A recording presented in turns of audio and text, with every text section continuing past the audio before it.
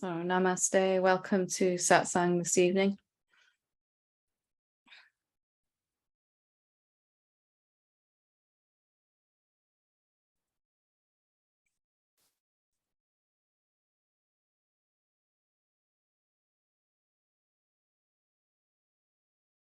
So Satsang is always for the experiential realization rather than the mental or logical understanding of what we really are, because that's the only thing that's going to bring peace, stable, effortless, permanent peace, even when the body is struggling, even when the mind is struggling, even when the emotions are turbulent or our experience is not what we'd like it to be. There can be constant, effortless, stable peace, which is the bedrock and foundation of all of our experiences, so that we're not buffeted around by our mind. Our mind will be experiences happening inside us and not to us. Fundamental difference. So part of this experiential realization for me was a shift in identity. So by identity, I mean what I know myself to be. So if you were to ask me, wake me up at 2 o'clock in the morning and ask me what I know myself to be, the very first thing that came out of my mouth would be a deep and totally convinced understanding that I am not a someone, I'm not a form only, that I'm not something with a beginning and an ending, I'm not someone.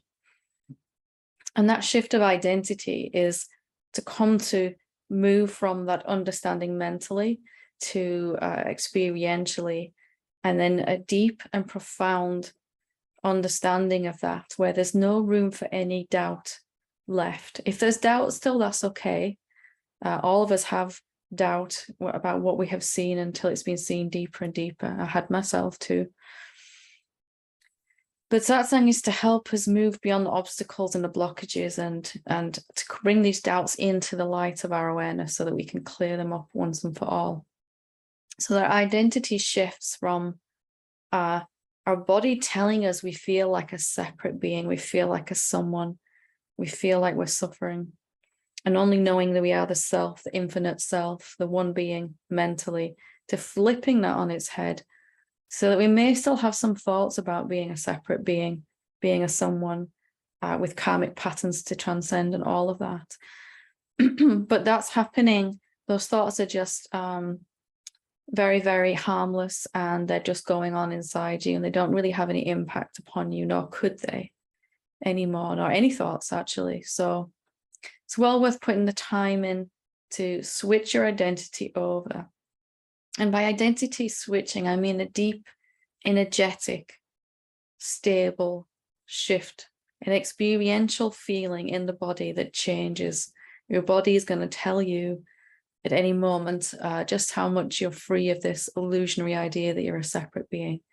If something happens and it's not the way we want it to be, some emotional response comes up in the body, that's okay. It's just showing us that we're not really convinced yet enough that we are the space in which all of this is happening. We are the consciousness, the presence of divinity. And rather than someone trying to get back to that consciousness, rather than someone trying to disappear or merge into that self, that awareness. So one of the most powerful ways to shift identity, and also the fastest, is asking a very direct question. And we've worked with some very direct questions before here in Satsang. One of them is, we've looked at the what am I question, which really worked for me. Also, we've looked at where am I? And on the YouTube channel, Satsang with Helen Hamilton, there is a guided self-inquiry playlist on there with some of these questions on. And I'll make sure this one gets on there too, because we're going to really work from a very direct question today. And I'm going to go into it and we can go through it together. And then I'll open it up. If anybody wants to go through this with me one-on-one here tonight, I'll be more than excited to do that. this very direct question. And I'm going to call our real nature the self, capital S, for the sake of this, but you could call it consciousness, presence, God, the divine. You could call it stillness, silence, awareness, any of those things, emptiness, nothingness, formlessness, anything at all that points to that which is not an experience, and that in which all experiencing is occurring. So I'm going to ask this question and we'll explore it together, and I'd ask you to check it out with me the best that you can. And then later, if you feel brave enough to ask, we can go through any challenges that you had. This question: am I looking at or from the self? Which could also be the other side of that is, am I looking at or from the ego? Of course, this question contains within it some duality, the idea that they are two different things. But we could call really the ego is the self, capital S, in a contracted version where it's got confused about itself. It's the infinite reality self confused about itself when it thinks it's a separate being. And then the infinite space of consciousness is what we really are. So am I looking at or from the self? For me, this question was really, really powerful at shifting my identity over. And I didn't realize just how much until I've begun to work with it. So self-inquiry question for me was most effective when I just lightly played with it and just, what happens when I ask this question, actually? And the first thing that happened for me is I began to realize that my unconscious assumption had been that I was looking from the ego at the self. I was a someone here, and I was looking at the self, infinite self. And the first way that I knew that is that when I asked this question, where am I actually looking from? First thing that happens is my body experienced this real sense of lightness and expansion. And as if something heavy that I'd been carrying had been put down in that moment. I'd set it down. And I didn't realize until I had that experience that I've been carrying, living with, experiencing everything in my life through this idea that I was looking at the self as and from a separate being's perspective. So maybe you can feel that, maybe not, when you ask yourself this question: am I looking at or from the self? Because otherwise we're going to be suffering from this unconscious idea that we're looking from our body and mind at the infinite self. And even if we do some meditation, we can notice the awareness, we can rest as the stillness, we can listen to the silence, we can notice the consciousness or the sense of presence, whatever we want to call it. And the self, by whichever name, we can notice it, we can tune into it. But the major underlying assumption underneath and affecting all of that practice is going to be this idea that I am someone somewhere looking at the greater self, capital S. So when I ask this question, am I looking at or from the self? Or if you like to listen to the silence, am I listening to silence, or is it listening to itself? Am I resting in or as the stillness? Am I someone in this moment, or am I this moment? You know, these are powerful questions. And I'm going to stay with this one just for the sake of going through with continuity here, but you can substitute whichever one. Am I looking at or from the emptiness of being? So where am I looking from? This is a fundamental assumption. Because if I'm looking at the self, this great space of consciousness that we are, that's everywhere at all times and could never be divided.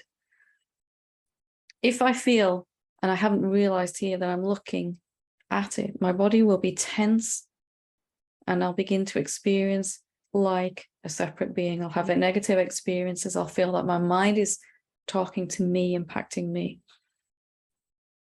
I'll feel that I'm on a journey and I'm moving towards a time when I know myself to be the self.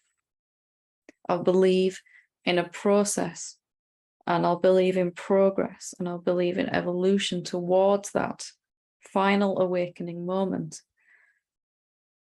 And this caught me for so long, and maybe you've experienced this yourself. If I just keep doing enough practice, I'll get to some kind of understanding that I am the self. But that practice was being done from this assumption that I'm looking at the self, i.e., that I'm not already it.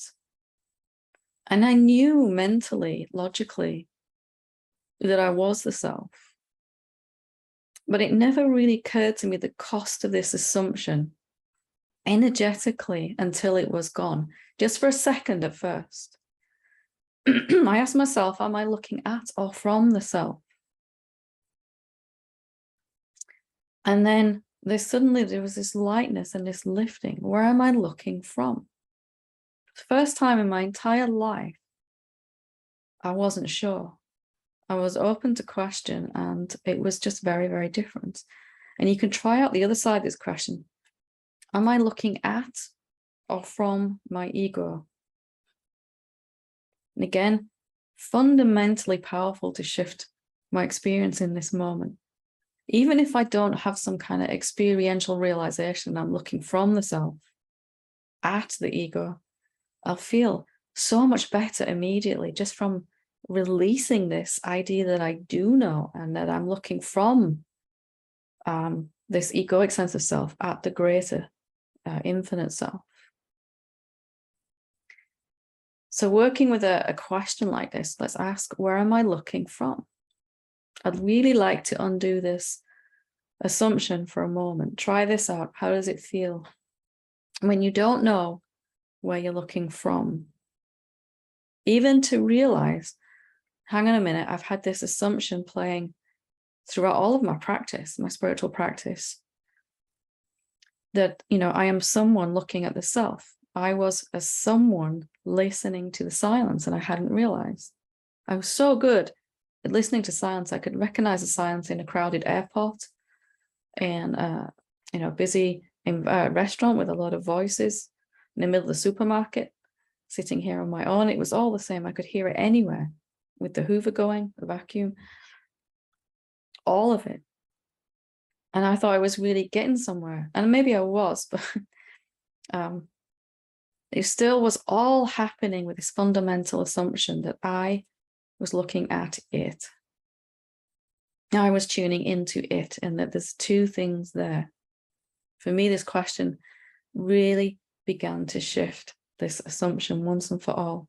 Where am I looking from? Am I looking at or from the self? And you might be able to feel, if you're excited by a question like this, if you're interested by a question like this, you might be able to feel the power of it. And it's got the ability, a question like this, when we sit with it, to lift us out of identification with the body, because that also lifts us out of identification with the mind, with the emotions. They're happening. There's a body, there's sense perception, there's emotions, all of that experiencing going on. But no such belief in an experiencer, just experiencing going on through a human body, and nobody to whom those thoughts and emotions and experiences belong, no separate being. Let's just try this question out one more time.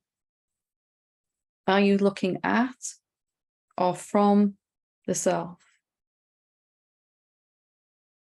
And if you ask that question inside with a curiosity, I really would like to see, where am I looking from? Right now, if you notice that the self is here, awareness is present, awareness of these words, awareness of whatever image you're seeing on the screen, awareness of how your body feels. where are you noticing that from?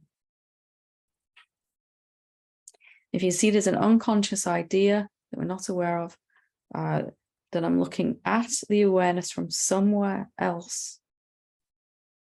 The assumption is that I'm looking at the awareness and not from it.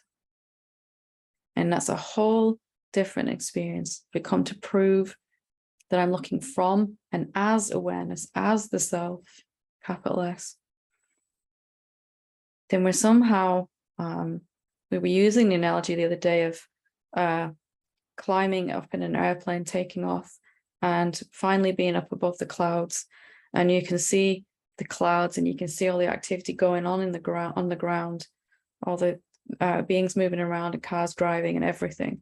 But somehow you're up above it all and you're not really impacted by it. You can notice it, but it doesn't feel like it's happening to someone. It's just all happening inside this space of the self. And then when identity shifts to recognition that I'm looking from and as the self, as awareness, then we begin to take on the qualities of awareness. We can't suffer. We know that we don't have any end or a beginning then. We know that we're looking at our crazy mind or egoic sense of self. I'm using those terms synonymously, so that we don't have to particularly do anything about the craziness except notice it and love it. And then when we look like that, it begins to dissolve anyway, it begins to diminish. So just seeing if this question excites you. If not, maybe the where am I question, or what am I? Or the classic one that's been used is who am I? But that just really confused me. It confused my mind, I should say. If it works for you, great. But where are you looking from? When you notice a thought, where are you looking from? Are you only looking from here, inside the body? Or could you be looking from somewhere very different? Where is the awareness that's noticing that thought or that emotion? There's awareness noticing, but where are you noticing that from? And if you feel that you don't have a resonance with this question, just checking out and seeing, is it resistance? Am I blocking this out of fear? Just to ask that question, is this resistance? Then your body will tell you. There'll be some kind of positive feeling, some lightening or some sense of excitement or something like that. When a question was right for me, my body used to give me the sign. I'd get goosebumps and I get kind of a shiver, a momentary shiver, a nice feeling. But your body will give you a sign straight away that this is the right question for you. Sometimes it's a sense of excitement, curiosity, a deep and rich curiosity. Sometimes the question just completely silences our mind because it cannot really answer. Sometimes it just gives you an experiential shift straight away. Where are you looking from? There's someone seemingly doing its thing, and then there's the great self, the consciousness that's everywhere and infinite. Which one are you looking from? Are you an object inside the self, the consciousness? And are you looking at the consciousness? Or are you the consciousness looking at the sense of someone? Because there are totally different experiences. One is utter freedom right now, even with karmic patterns that still need to resolve, even with a lack of abundance, even with things going wrong in our relationships, even with strong negative emotion, even with physical pain, even with anything that you can bring into manifestation. And the other is an endless journey trying to improve and improve and improve until I get to being this self.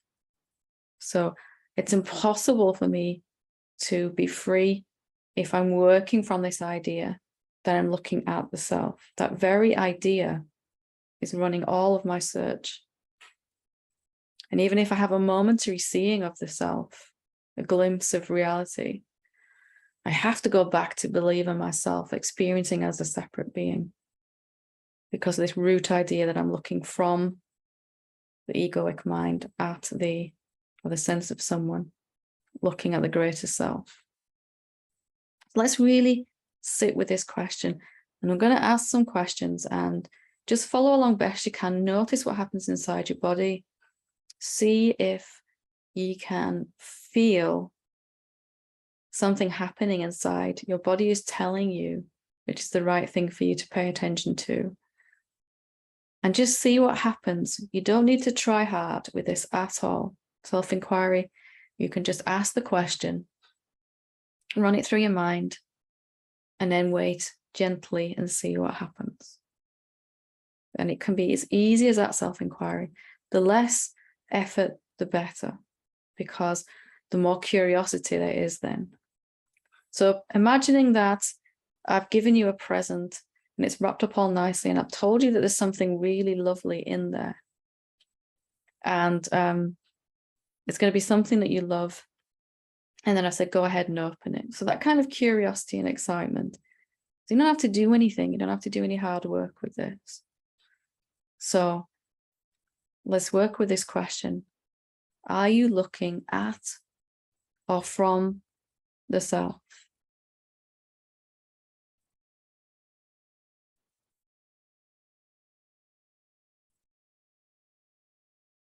Where are you looking from?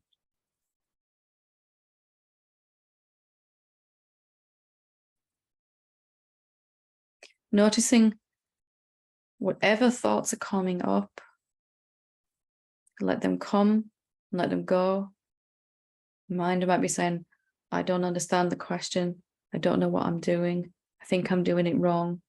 I'm obviously looking from the self. Mind will say, well, I think I'm looking from as a separate being. It will give you all of these answers. And just staying with this question anyway. Are you looking at or from the self? As if these thought answers are okay, but we would like something deeper. We'd like something freer. We'd like something more fundamental and original than thoughts. Where are you looking at the self from?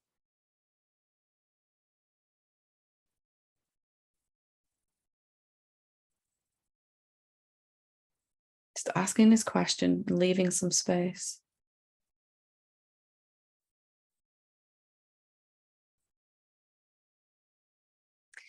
And maybe the experiential answer, deeper than thoughts, is a deep sense of, I don't know. Mind may be confused then, but this is a truer answer. I actually don't know. I thought I knew where I'm looking from. And I can feel now that that was an assumption, that I was looking from somewhere in time and space at that timeless and dimensionless being.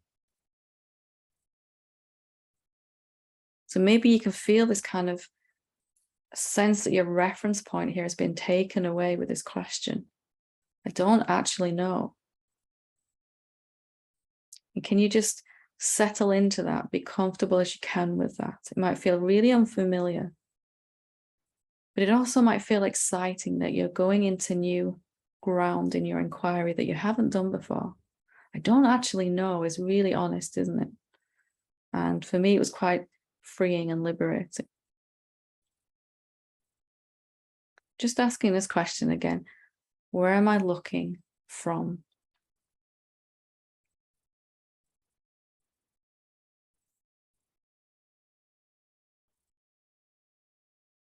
Am I looking at or from the self?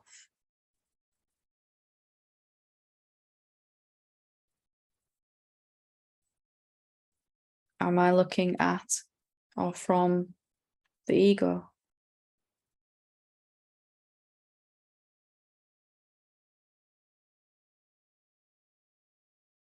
Because if I'm looking at the ego, I'm here and it's there. And it's just something that's happening inside me. It's just another phenomenon, like a chair or a body or a planet. It's a bundle of thoughts. It's just another thing appearing inside me. And it's held with the same loving compassion as everything else in phenomena. If I'm looking from my ego, then it's me. I am that, and I have to unravel it and undo it and move beyond it and all those things that we believe. So let's just really be clear. It's totally okay to not know.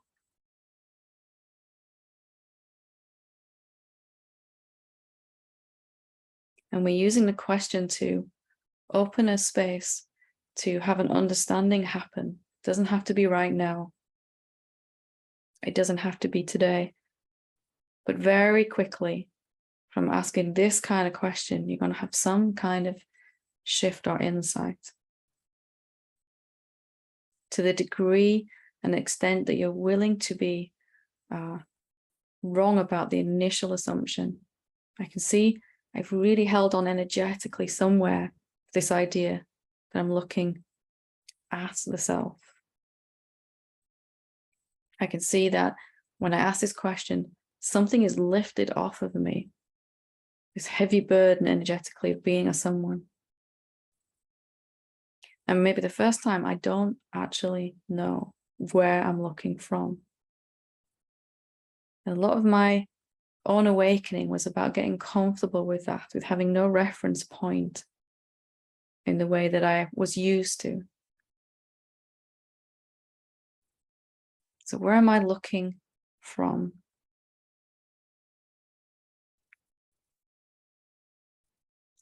The art of self-inquiry then is the art of asking a question and just leaving space for answers to come, noticing the answers.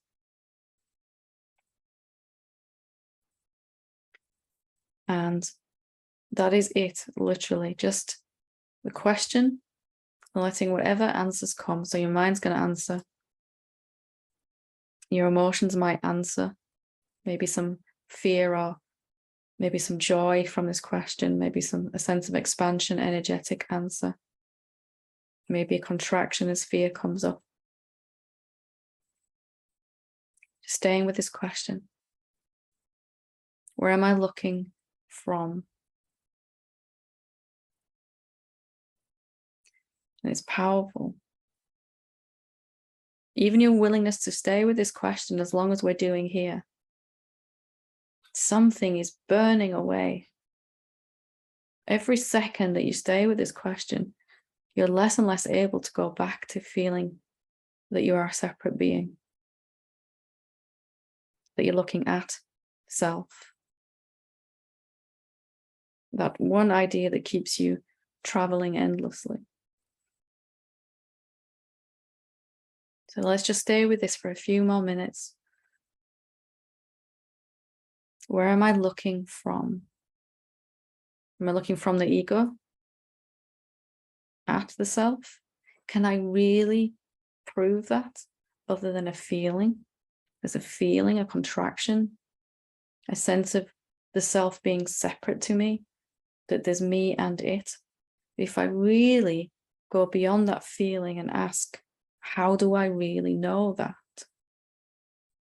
Can I really be sure that I'm looking at it? Then it'll begin to vanish like a puff of smoke, that idea.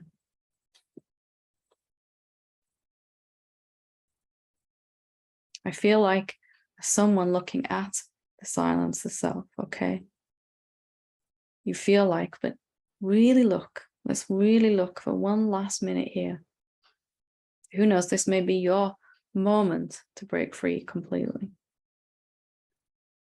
Just because we feel and assume that we are someone, let's not take that for fact. Let's really look. Where am I looking from? And I know something might just want to stop this inquiry. Something might feel this is very dangerous, or this is taking you somewhere that you won't be able to come back from.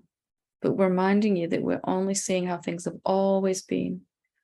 We're only seeing what's always been true. And we're only moving away from these heavy burdens of these beliefs to live our life from a place of freedom.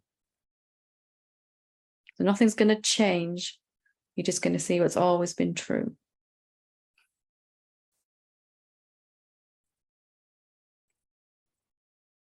So if you like this question, I'd encourage you to stay with it, to sit with it for a few minutes each day or more if you're fascinated with it.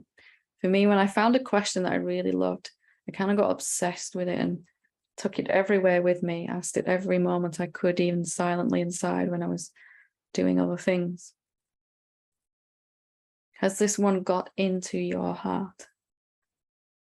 Has it done something? Has it set fire to something? Has it begun the end of this suffering? Has it brought suffering to an end? Because as the self, the bodies, all of these bodies and all of these sense of self are just happening. They're there for a while the body's there. And then when the body's gone, the sense of a separate self has gone too.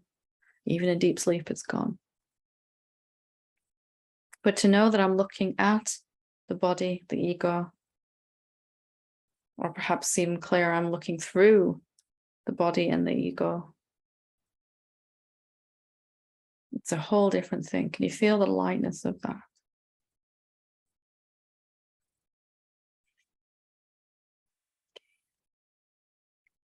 So I'm going to read a question, a comment that's been sent in.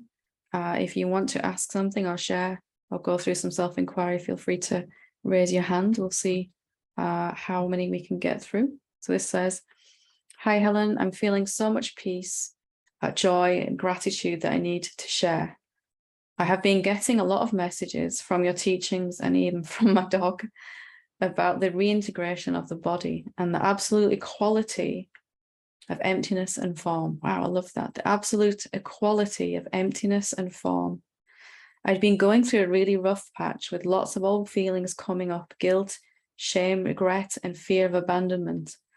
With this came the appearance of challenges in manifestation, financial problems, an ocular migraine, lots of things needing expensive repair or replacement, and huge transitions for myself and my family. Anyway, something is being washed away so beautifully as I see that I am, we all are, totally pure and innocent, just like my dog or a tree.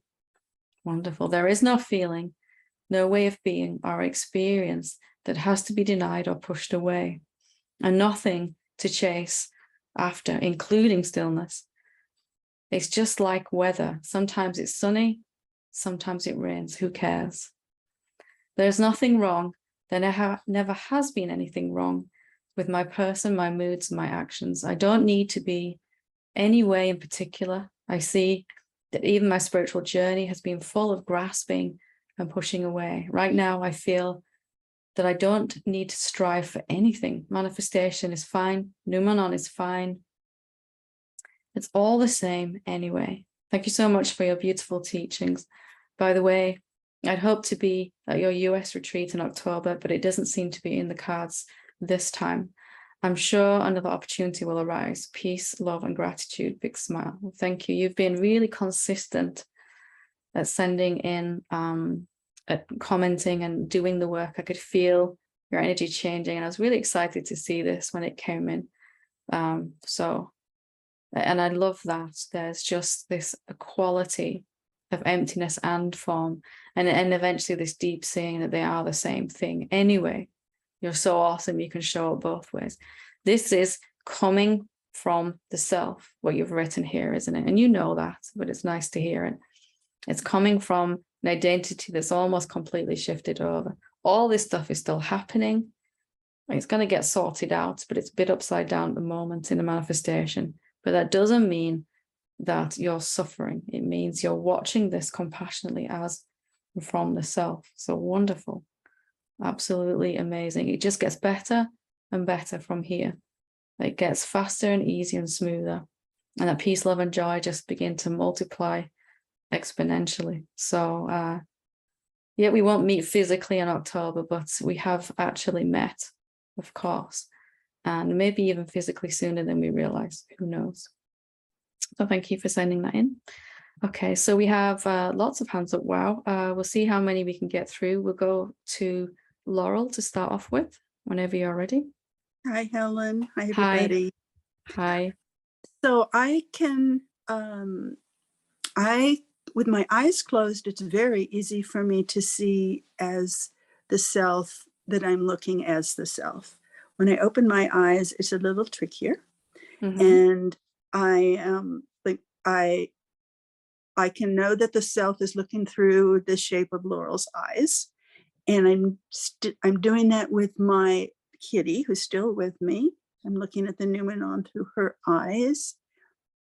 What I'm wondering is, when she's no longer in the body, then all of a sudden I go, it kind of comes to a halt then. And I go like, those that I've loved that have passed from their physical bodies, I don't see them. I can't look into their eyes and see the noumenon coming, looking at me or anything through their physical body. And I feel a little stuck at this point. That aren't you though? You might not be able to look into your cat's eyes, but the one who was looking through those eyes is looking at you straight through these eyes right now. And if you look in the bathroom mirror, there's your cat looking right back at you. Oh. And every single human being that you meet, every other cat, can you see there's this sense of the confusion comes from this idea that she's either in or out of her body, my cat. Yeah. Yes. And we do the course with human beings as well. But what if that body is just, we use the analogy today, earlier, of a set of binoculars. I pick up these binoculars to look at the world through as the self, and then I put them down, and that's the body. But the one, we pick up this body to use it to look through, and then eventually we put it down, whether that's a human body or a frog or a cat or a tree even. It's the same being looking through, isn't it? Right now. Yeah. So the feeling that you have when you look in your cat's eyes, you'll have the same feeling when you look everywhere. When you realize who's looking back at you. Okay. There you go. You've got it now. Oh, right? yeah, that makes me happy. Yeah. Have a play with it and see where you get with that, because and I did the strangest inquiry ever. I remember asking this question, where is my cat? And everybody thought I was insane. Well, I probably was insane, but it was a very similar thing. One of my cats was coming towards the end of their physical incarnation, and I really didn't want to feel how I was going to feel. So I did this inquiry and I got this amazing understanding after that she's everywhere. She's the one asking the question, even. Same being. Yeah, powerful stuff. Oh, I just got the chills. Good See, job. That's your body telling you this is the right thing for you straight right now, isn't it? Can you feel that guidance? Yeah, wonderful. Yes. Thank you. Thank you. Thank you. Okay. So we'll take the hands that we've got up now. Can ask for no more hands going up. That's great. So we'll go to Linda when you're ready. Hello, Helen. Hi. It's so lovely to meet you. Oh, lovely to meet you too. Where are you Zooming from? I'm from Australia. Yeah. I kind of figured that, but I was, I could tell from the accent, but whereabouts are you? Tasmania, the little island on the bottom. Wow. Yeah. I've been here about 5 years and it's just beautiful. Yeah. Wow. Well, good to meet you. Oh, so wonderful to meet you too. I feel a bit emotional. I sent in the letter to you about having that little voice saying mama, mama. Oh yes, I remember. Yes. Yeah, and that was so wonderful, your reply. And really on the outside my life looks good. I've got beautiful friends and all of that. But oh, now the question's just gone. It's okay. We'll come back. Just relax. No rush. Yeah, thank you, because I am a little bit nervous for some reason. You're doing amazing, you know. But let's just pretend it's just me and you having a chat. Yeah. You mentioned about that getting approval that I didn't get from my mother. Yeah. And can I get it from myself? And I sort of realized I really want the approval of God. And I am my own worst critic. And even though I've felt the stillness and it's beautiful, now I'm losing my one marble that I've got left. I would give you one of mine to borrow, but I don't think I have any. So. Oh, you only need one good one. That's because I've only got one good one. Yeah, I've got one. I've got this identification with the body that's going on, and the way I am my own worst critic, but it's all body centered. It's like, oh, look at you, you've put on 20 kilos, you're fat, you're old, you smoke too many cigarettes, blah, blah, blah. And I'm just being really attacking and cruel to myself. And it's all to do with the body. And I just feel like, like when we did just before, when we did that looking from, well, I resonate with the stillness, and I felt like there was both happening at the same time. And also I didn't know. Yeah. Then I had this thought, well, your body's in the way. It's always been like, well, if you get rid of your body, which I did try to do on a couple of occasions when I was younger, and that didn't, Yourself doesn't let that happen. If it's not time, no. it's not time. Yeah, but it's like if only you get rid of the body, then you'd be with God, and you've got to get with God very soon, because you don't want to have to come back and do all this again, because it was do pretty you awful. even have to get with God though? What if it's God saying those words right now? What words? I have to get with God. What if it's God itself saying those words right now through your mouth? Because the reason I'm saying that is because the idea is that you've got to make that happen, and there's something in the way first. And this whole idea about not liking the body is being put in as the reason that you can't do that yet, so what if it's even simpler? What if it's just a question of deeply understanding who it is that's struggling here, what actually is going on for you, right? Thoughts don't like your body. Thoughts don't like you. Is that the same as you not liking you? It's very powerful to look at.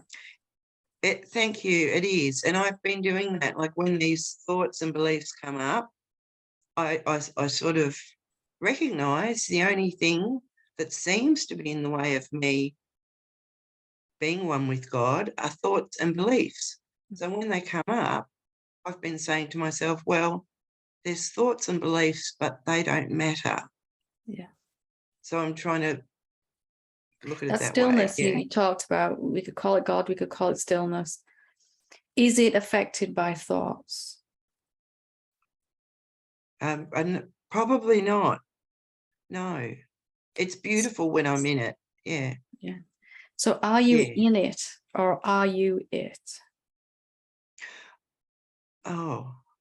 It's a powerful question, right? And this is right back to what we're talking about in this satsang. So let's look together now. Can you find a separate being that's in the stillness? Because if you are a separate being, rather, then you're going to have to experience being out of it, and then in, and then out, and you've been having that experience ad infinitum. So let's look together now, can you find a separate being when you really look? Take your time with this. Okay.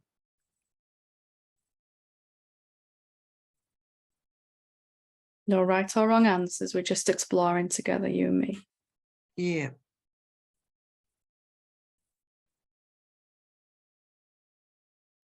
No, not really. It's like a vague memory of a someone.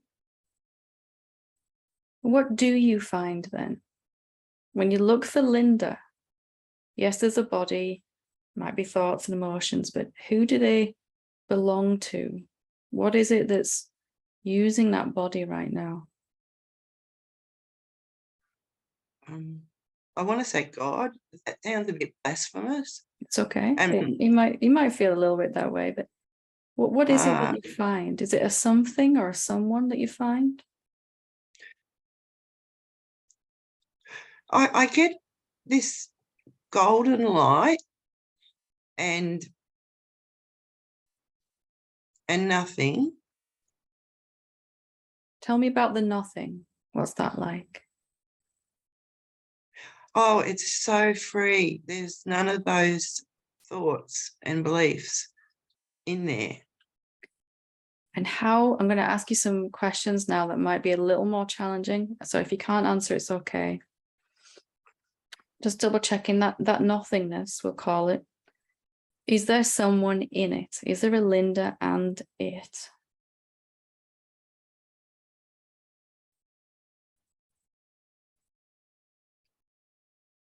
Oh,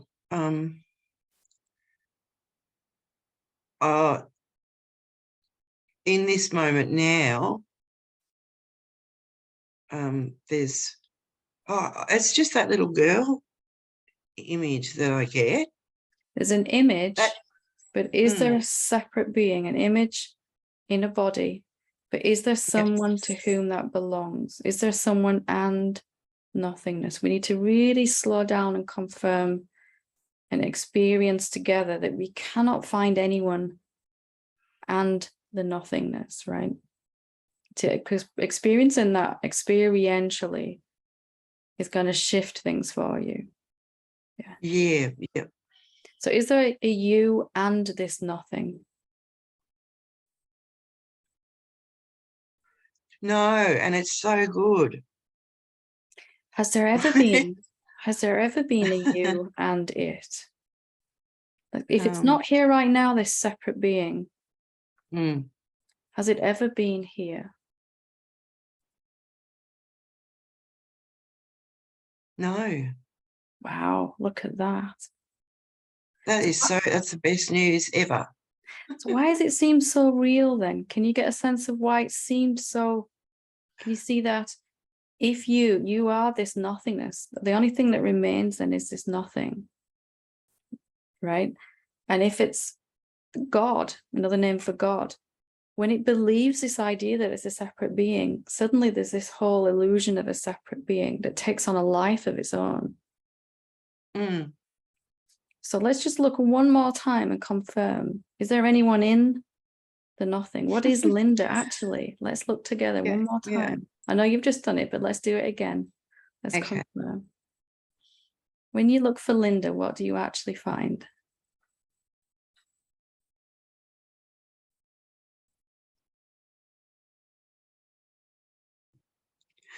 Oh.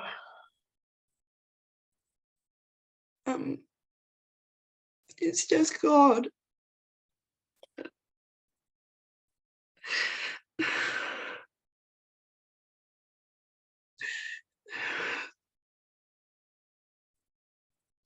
Oh, I didn't really want to cry. That wasn't planned. Well, hopefully it's good tears, happy tears. Yeah. Thank you so much. Can you see the most important thing now is you to keep proving that to yourself experientially, like looking and not finding a someone, looking and not finding a someone, looking again, still not finding a someone.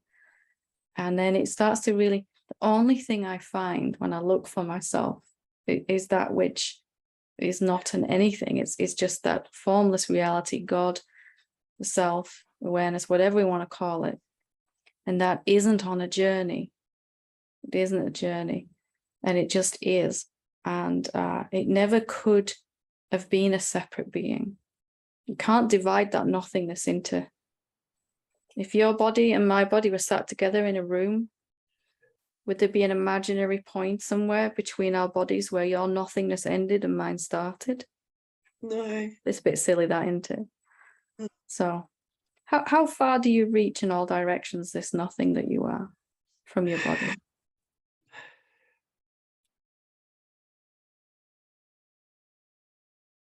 Where do you stop?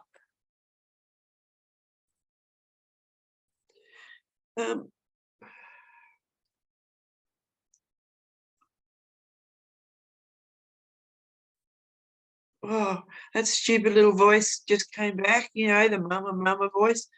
It's I okay. just Disregard that. Just let it be there in the nothing. Just let that voice be, and look anyway with me. Where do you reach now? How far do you reach in all directions from the body? There's nothing.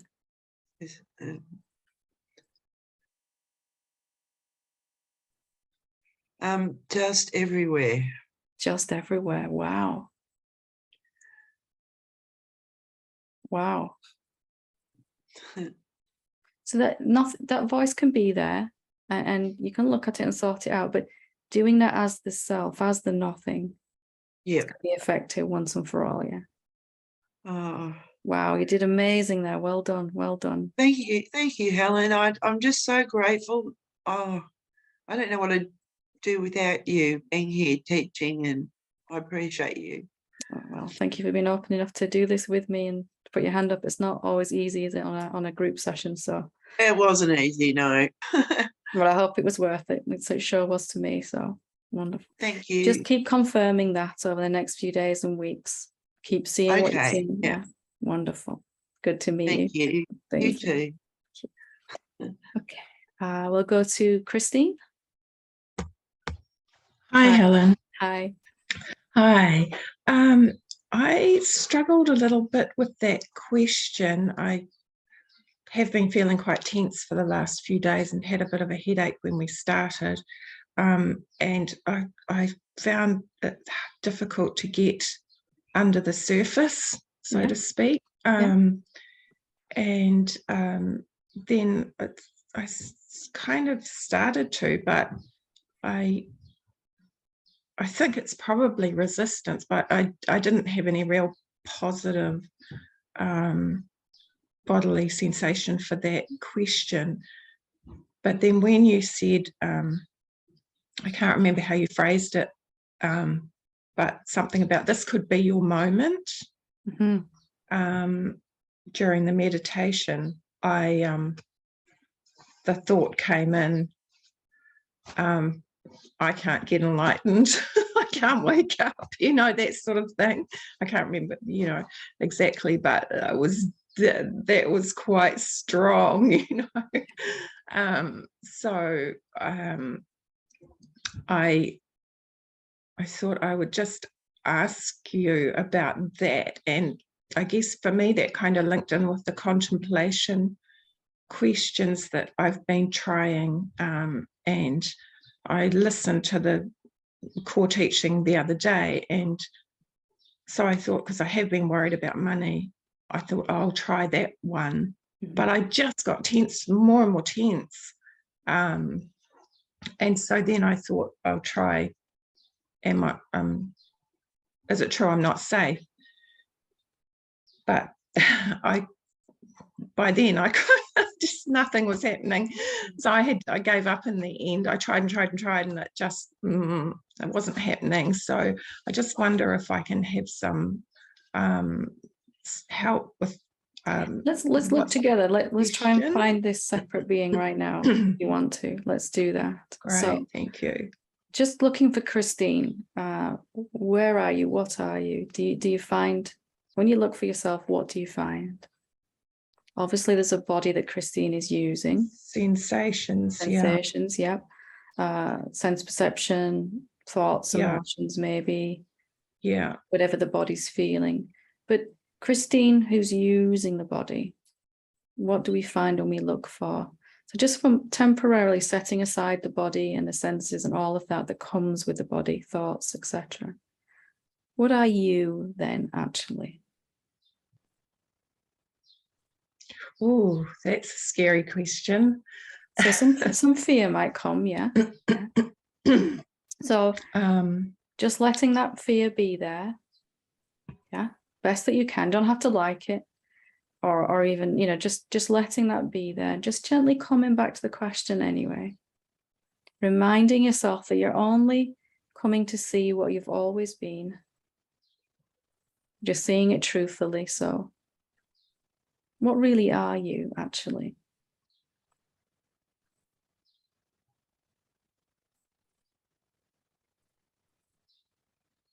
What is Christine?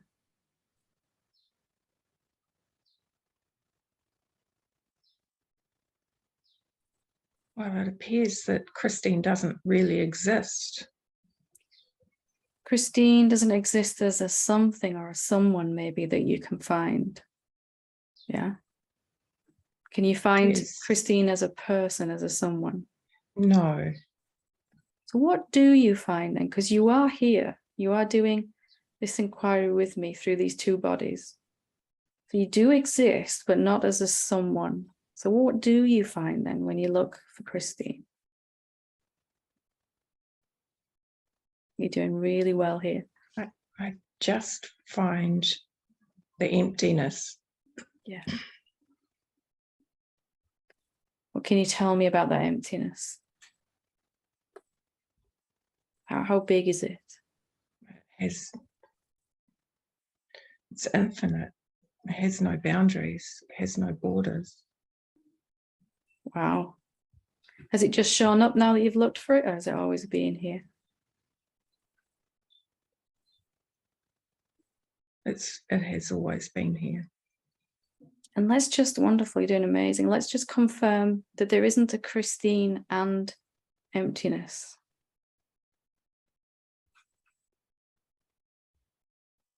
There isn't a separate being in the emptiness, is there? Can you find one? No. There's a body in the emptiness and thoughts, but so when we look for Christine, we find this infinite emptiness. Yes. So is there anyone that's blocked here? Could this emptiness be blocked? Could it be, does resistance even affect this emptiness? If this is what you are? No. Does this emptiness need to awaken and enlighten even? Is it on a pathway to self-realization? No, it's not. I felt my body relax then. Yeah, because this big burden's been taken off you that I have to make this happen, this awakening thing. And that's how it seems from the separate being's perspective, doesn't it?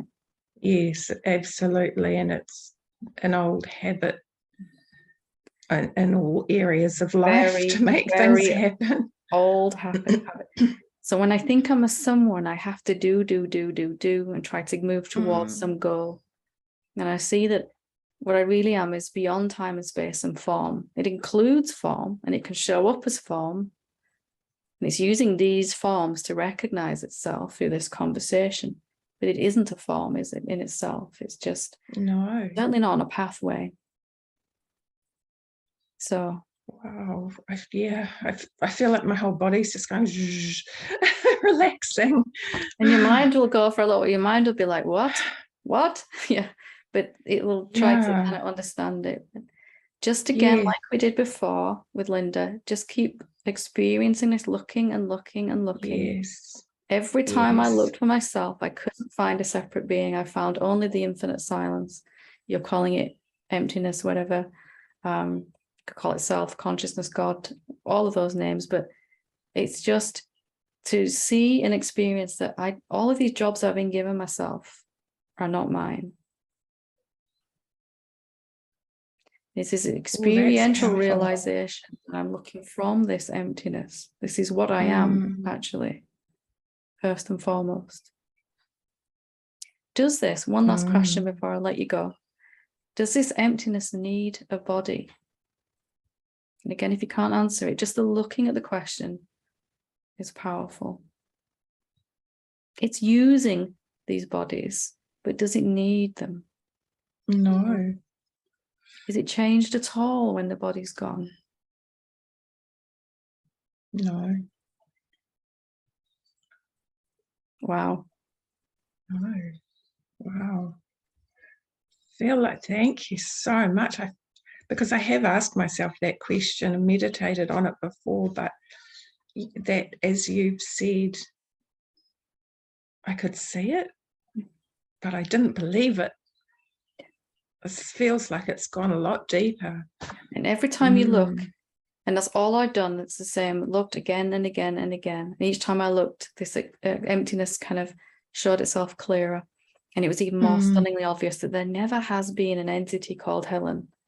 That Helen is a synonym for, or Christine is a synonym for this emptiness.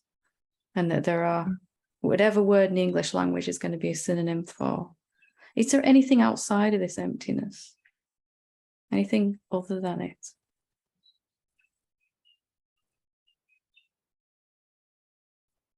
Any other beings here at all than you?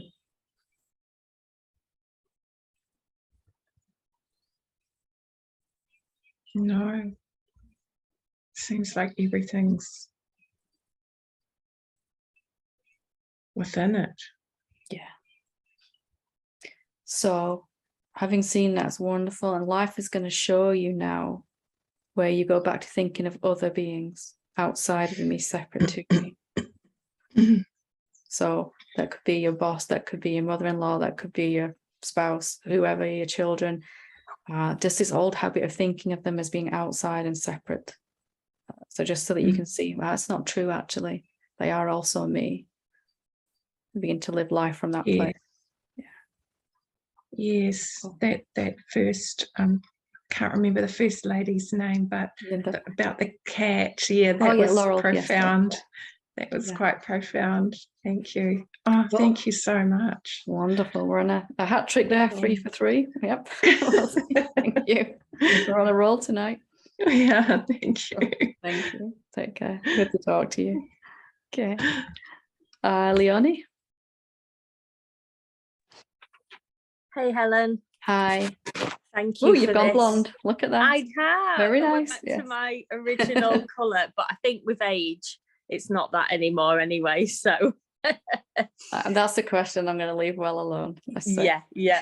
Just really wanted to say thank you so much, because a year ago today, you were writing letters to me in my other place. I didn't realise until my mum had put this lovely message on my Facebook about a year ago today, and I thought, oh gosh, it is. So I didn't realise that. But anyway, moving on. Things have just been, I just wanted to do a little update. Things have been really good. So I've been really questioning around the fear around safety, and it is lessening the suffering with that, but also I've just been like so much kinder to myself. So say if I've not done 20 minutes a day of meditation, I've done 10, because I've That's fit okay. in it. I'll try again tomorrow. And basically I've just gone, that's all right, okay, you did 10 minutes instead of 20. And that's the self talking, that's the infinite silence talking there, isn't it? I'm just so much kinder to myself. That's identity switching. That's the evidence. Your self dialogue with yourself about yourself begins to change, doesn't it? With these deeper seeings. I just don't want to be mean to myself. I don't want to do that anymore. And even if I get to a point, maybe at some point where I am really mean to myself, it's kind of, I feel like that's all right as well, because it's okay to be mean to myself, but if I've gone into that old habit, that doesn't matter either, because as long as I carry on, you didn't do it intentionally. As soon as you realize, you'll stop. That's blaming it, yourself isn't for it? being mean is just more meanness, isn't it? Yeah. So I was like, yeah, and then so I'm getting less and less judgmental of me. And are you beginning to today, notice other people treating you differently because of that?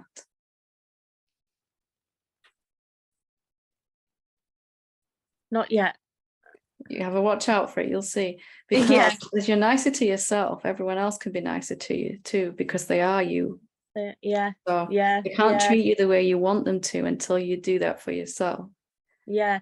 I mean, I've done a few in my job recently. I've done a few group sessions with the lads, and people have been really sort of gushing over how well I've done that. Oh, just that small thing then, you know. and that's nice, but I'm kind of not bothered. It's nice, but I'm kind of just like, yeah, we're not looking for that. We're just using that as evidence that here's something fundamental is changing inside. Yeah. Or my identity is shifting really now to knowing that I am that formless infinite consciousness. We might never have that thought here, but we'll see the effect of it, that I can't just treat myself so badly anymore. And other people are starting to mirror that back to me. Yeah. That's makes a lot of sense now. Yeah. And then like today I was walking back from the bus stop, and I usually get really tired Thursdays and Fridays. And I usually get quite low within that tiredness as well. But as I was walking back to my home, I just really allowed the tiredness, and instead of fighting or pushing it. And so it wasn't that the tiredness exactly left, but the sadness or the lowness The of low being mood tired. that comes with it, yeah. Yeah, that then eased a lot. Yeah. With the allowing of the tiredness. So that, yeah, I just wanted to say thank you. And wonderful. Yeah, you're doing amazing. Amazing. Thanks. And it was like the other lady who's just been on around the questioning that we've just done. I didn't really feel sort of any sort of positive or negative sort of stuff with that, but I'll carry on and keep questioning and just go from there. Yeah. So what you saw, you're doing the Dissolving Ego course right now. What you saw on Sunday in the lesson was powerful. I'd stick with that. How you're recognizing that silence, you know, it's the silence recognizing itself. You saw that there isn't anyone tuning into it, there's just it. That's really fundamental to stay with that. And if that's what excites you right now, that's fine. Absolutely. Yeah. And just one more, I'll end on this. Yeah, that's fine. But sorry. Yeah. Like my thoughts aren't bothering me as much at the moment either. It's just I'm having all these like, you know, sort of mental thoughts, and I'm like, all right, okay. There's some that have an emotional attachment with when I used to use substances, but even that is like I'm just staying with questions. And just really appreciate you, Helen. Thank you. Almost on cruise control above the clouds, eh? Yeah, almost effortless. Yeah. Not quite, but yeah, nearly, a little bit more. Wonderful. So thank you. I'll leave it there and share the time. Thank you. Appreciate it. Well done. Thanks. Al, when you're ready. Hi, Helen. Hi, how are you doing? You're the picture of joy today. Thank you. I'm kind of a little giddy, so. It's really funny how just a small word can make so much difference. And we've been asking this question, am I looking at or am I looking from?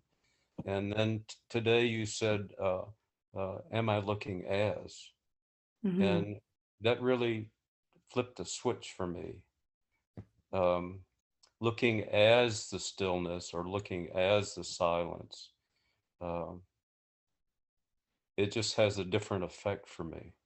So that's really the whole basis of what I wanted to say, that sometimes just a different, a word that may mean something to me, or maybe may mean something different to someone else. I'm thinking about the questions of am I not safe? Well, no, I'm safe. But what about, am I in danger?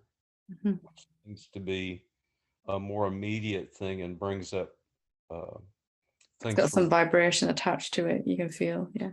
yeah, that, oh, well, that's a whole different thing from my past. Mhm. So, but mostly about this, the as stillness, looking as stillness, looking as silence. What happens then when you take that as in? Does it have an effect? Does it's like an opening with it or something?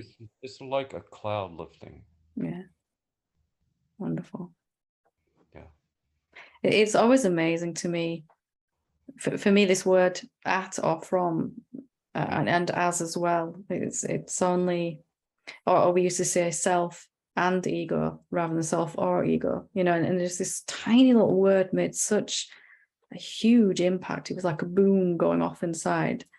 It changed everything. So I'm glad you've kind of, that's done something inside, because it's just an easier way back into reality, isn't it, rather than being stuck in the illusion.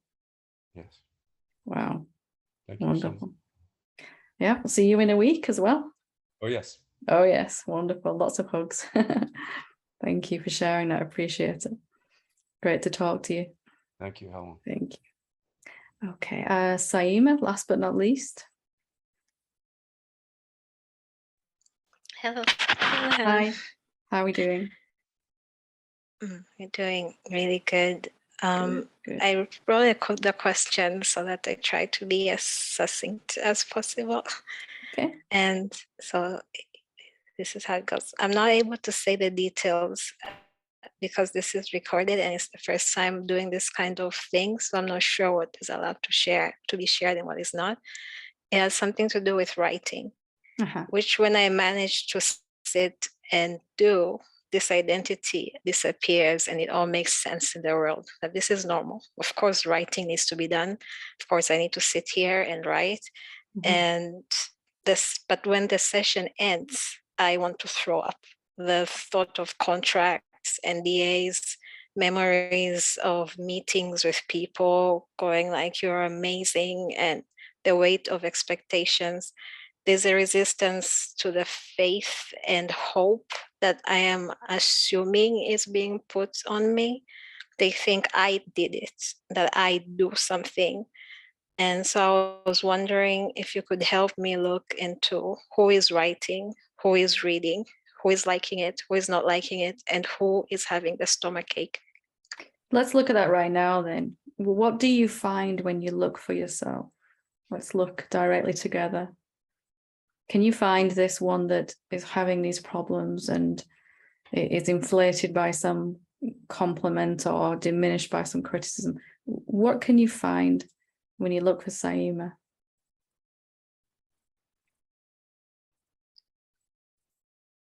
I'm not sure if it's because we've had an hour of listening to you and there's a sense of quiet and stillness. There's a stillness. Can you find a separate person though? Can you find a someone that's having these problems? Is there someone in that stillness?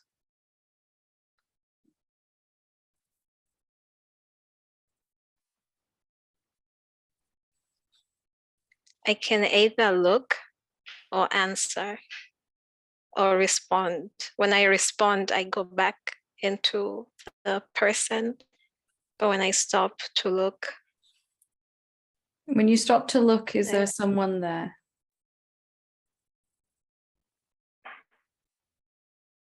When I stop to look, there's nothing.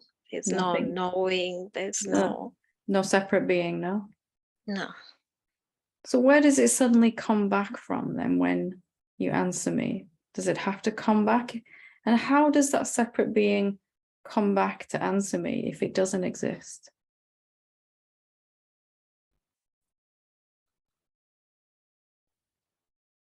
So that's not a question that you necessarily need to answer me verbally, but just to let that go inside, let it be taken inside. There's the idea that this separate being isn't there when I look, but then I have to activate it again to answer or to have a conversation or to go to work or to look after my kids or whatever's going on, right? Can you see that sense inside? And if I look and can't find a separate being, it's not there. It doesn't exist, that separate being. I find only the stillness. So it's my imagination that's there's a sense of a someone that reappears, a sense of a separate being. Is that the same as an actual separate being? When you answer me and say, when I looked, I couldn't find anyone, there's a sense of someone saying that, but is that a real entity or is it just a sense, like a shadow moving on a wall that doesn't really exist without the light that's casting that shadow? Is there even a separate being when you answer me? There's a habit of recreating this. But can you recreate something that isn't there? Or is it a habit to imagine it's there, you see? If you try to find what you are and you find only stillness, anything that you make out of that stillness is also stillness. Even if it seems like a separate being, it's not really. Just look one more time and see, can you find Saima a person, a separate being, or is it something, is she something much different to that?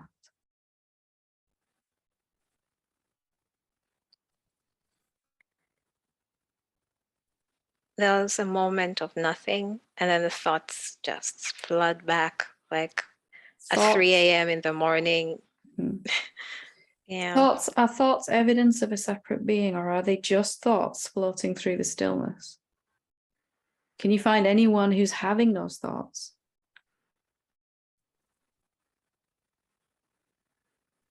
Is there a thinker, or is there just thoughts? Can you find a thinker?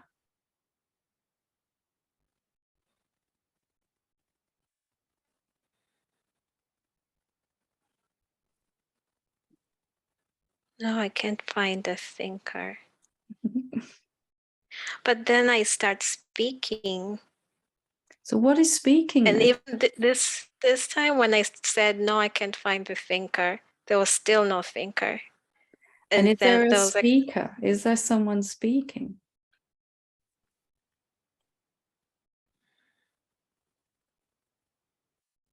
Who is speaking? Oh, there's a question. What is actually speaking right now through your mouth? Who's speaking? What is it?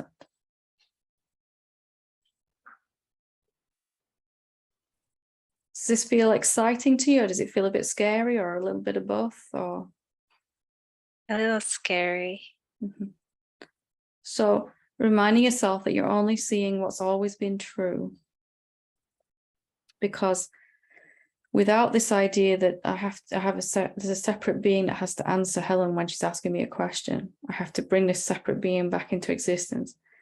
If that's not true, if it's the stillness speaking, and we've called it Saima, the stillness, and we've called it Helen, then there's no more work for you to do, is there?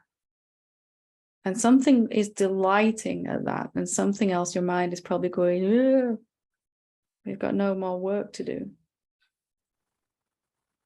Can stillness speak? Well, yes, when it takes the shape of a human being.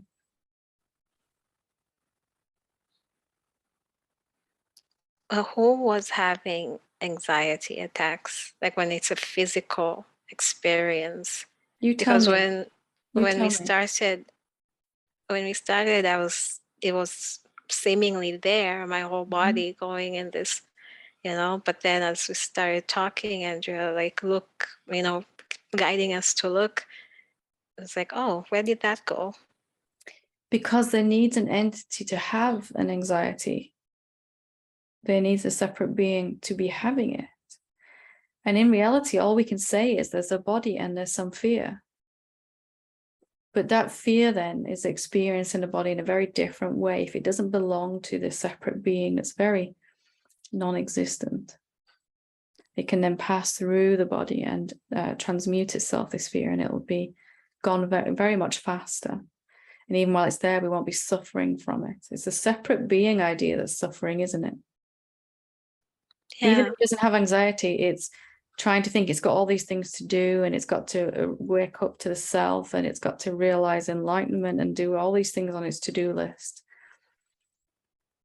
But is it really there ever? Has it ever been there?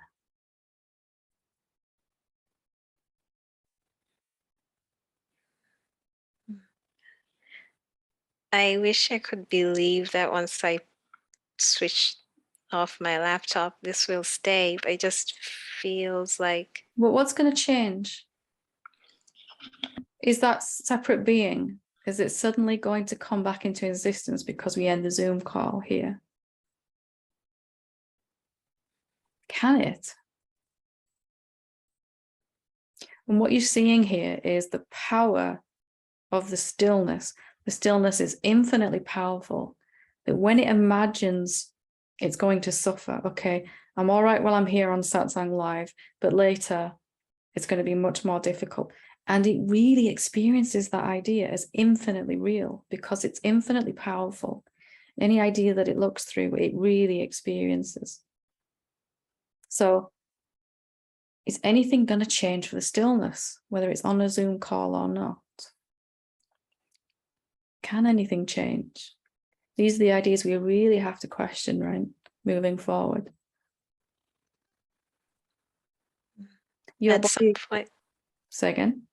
I was going to say, at some point when you're guiding us, I would take my headphones off and back on and just sort of like try to see what is it about listening and believing that I'm in this live satsang that brings or seemingly brings the stillness. And when I take them off and look around, it changes in real time. Yeah. And that's just an idea. There might be another idea that if you and I were sat in the same room together, you'd feel the stillness even more. But that's just an idea. It really isn't true because you are that stillness. There's no separate being, which that means you're everywhere. Wherever your body, this is your body too then, isn't it? All of these bodies on this Zoom call are yours. And noticing there's an identification goes back to the one body that might be struggling there. And you forget that you are this body that's not struggling anymore, you see. Can you notice how your focus zooms and narrows into one body-mind vehicle only? Yeah, it's not doing that now.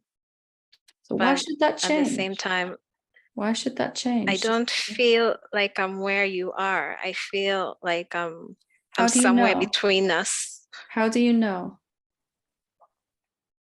I know I'm pushing you here, but I get the feeling you want me to, so. How do you know that you're not where I am? I'm guessing that you mean spiritually or in terms of awakening. You know, you feel that you're not where I am. This is a question for everyone. How do you know? What's the evidence you're using for that?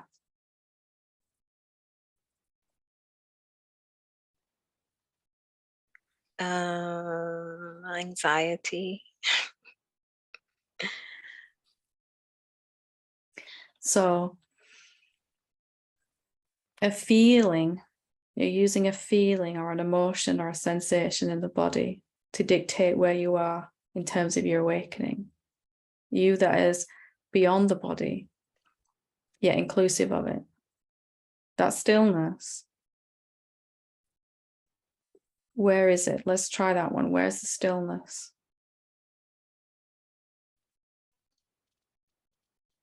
Experientially, it's boundless, but my eyes are open. So it's like it ends at the walls. It doesn't go beyond the walls of this room. Is it formless or form stillness? It's formless. So can anything bring it to a stop? Can anything cause it to stop? Formlessness. No, it shouldn't. Even a brick wall? Mustn't it be, if it can't stop, if it doesn't have any edges because it's not a thing, mustn't it be right inside the wall as well? So how far does it reach then, your stillness? Does it reach to this body here that's talking?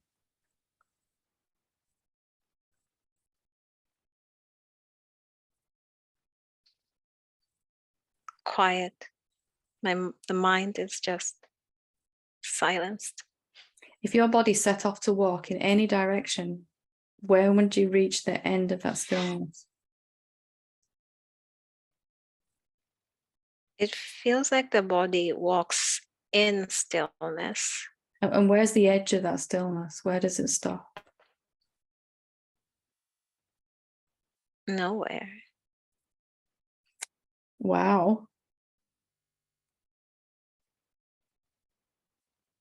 So this talking here is also you now. If you are that stillness, then you're talking to yourself right now.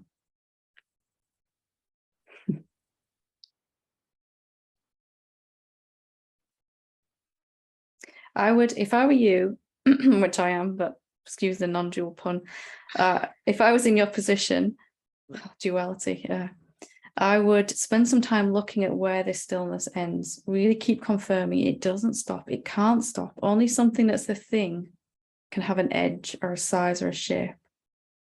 We believe with a passion that the formless emptiness stops where there's a wall, that there's formlessness or the wall, and that's just not true, right? Yeah. So that being, if you really investigate that, you'll begin to see through this idea that with my eyes open, it's different to when my eyes are closed. Because what you're seeing with your eyes, it's not at all a wall. It's not actually a wall at all. So it's a stillness appearing as a human body or a wall.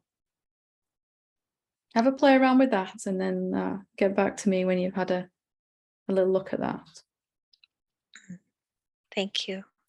Don't believe this idea that it has to be different in the next 5 minutes after this.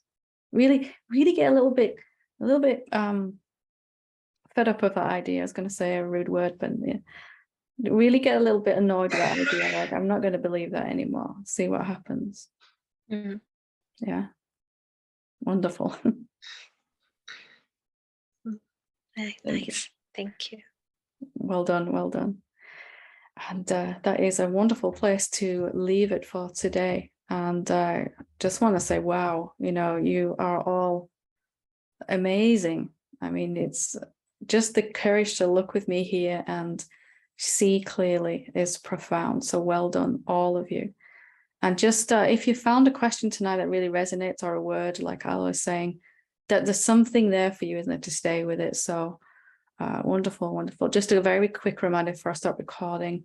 And that satsang is like a month away from now because we're away in the States. So thank you, thank you. Namaste.